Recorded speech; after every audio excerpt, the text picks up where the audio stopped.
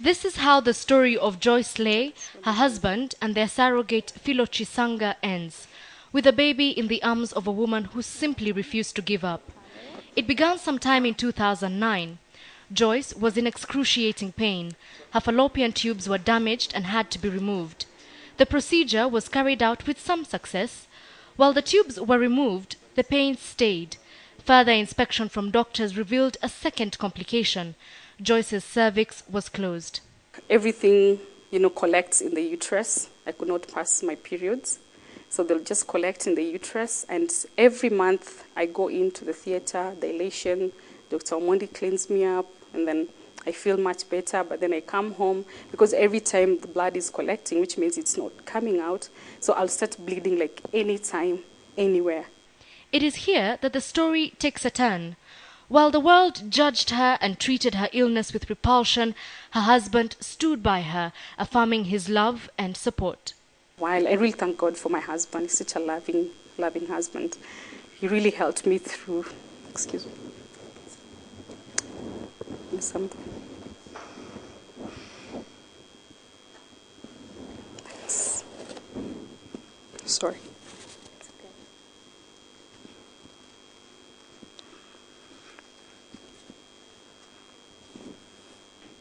It really helped me to go through the problem that I was facing. He would even, wash all the soaked sheets. Like when the blood comes out, it just gushes out, like a crime scene. Even the normal sanitary pads could not hold the blood that was coming out. I would wear diapers, like adults, whatever, diapers like the ones they use for sick people. That's what I used to wear. As months progressed, the pain grew worse. Doctors advised that she remove her uterus.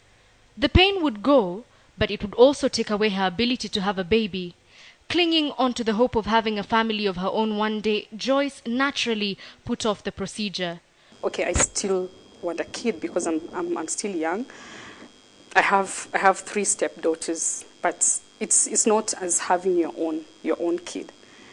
As much as you love those kids, at the end of the day, they'll go to their mothers. You're just left alone, lonely, and, that pain, there's nothing that can fill. The emptiness, there's nothing that can fill. But despite her overwhelming desire to have a child, the pain she was undergoing became excruciating and could no longer be ignored. Her womb was removed, taking with it her only chance of ever carrying a child. It was at that point, when everything seemed bleak, that her hope was renewed. I didn't lose my faith. I kept on praying. Deep down in my heart, I believed, and I had that faith that God is going to give me a child. I even had, like adoption options and stuff like that, but I was like, no, I know God can do it. I don't know how you're going to do it, but I know that you can do it because I was not born barren. Multiple options were floated around. Joyce also toyed with the idea of adoption, but she wanted her own child, her own flesh and blood. So when a friend suggested that a third party carry Joyce's egg and her husband's sperm, Joyce did not hesitate. But where would she find a woman willing to carry her pregnancy for 9 months? The answer may have lied on the internet, where multiple Kenyan women advertise their availability for this service. But that's not where Joyce turned to. Meet Philo Chisanga, a close friend who knew what Joyce was going through. A mother herself, she empathized with her friend's situation, so much so that she did what few would have agreed to: carry her friend's pregnancy. Sio rahisi. Najua leo nikikaa hivi nisema nilizalia Joyce mtoto, mtu anaweza kasikia ni jambo kawaida ikifika kwa masikio, lakini pita kwa tendo ni shida sana, ni vigumu. Vile nimejiamini mimi mwenyewe, vile nimejijua mtu wangu, singeweza. Hiyo wacha tusema Mungu ndio alinitumia. Multiple tests were carried out on Philo. She was cleared to carry the pregnancy and within 2 weeks implanted with an embryo created from the couple's egg and sperm. 9 months of anxiety and uncertainty finally ended with the happy arrival of baby Terence. Philo, who says she was not paid for surrogacy, also had her share of disapproving stares. She says her husband's patience throughout the pregnancy made the experience easier for her. She insists Terence is to her like any of her friends' children.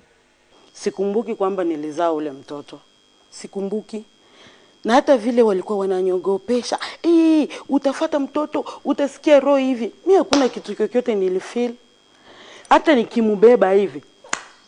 Nimeona tu ni hata nikikaa hivi eti nifikiria nikumbuka mtoto sijui, maybe mtu anyambie si ulikuwa na mimba ukazaa. Hapo ndio nasema nilizaa, lakini kwangu sikumbuki kwamba. I ask what she feels when she sees Joyce with Terence in her arms. Haujui. Yani nakuwaka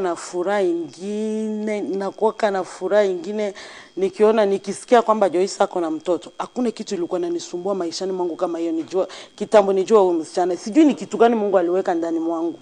Nikimuona na mtoto pale, nasikiaka sijui, yani maybe Mungu tu afungulia mtu mwingine roho yangu aona. Niko na furaha sana.